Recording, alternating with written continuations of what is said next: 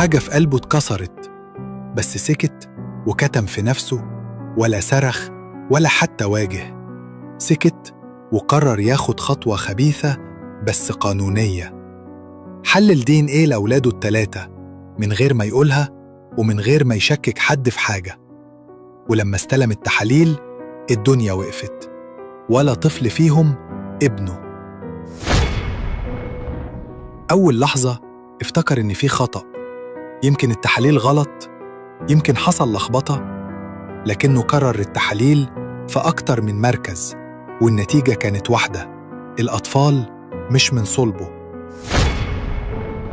جاله انهيار عصبي، قعد لوحده في العيادة ومسك صور العيال ودموعه بتنزل بدون صوت. سنين بيربي، يعلم، يسهر على تعبهم وهو مش أبوهم. راح البيت، ساب المفتاح وقعد يبص في عيونها.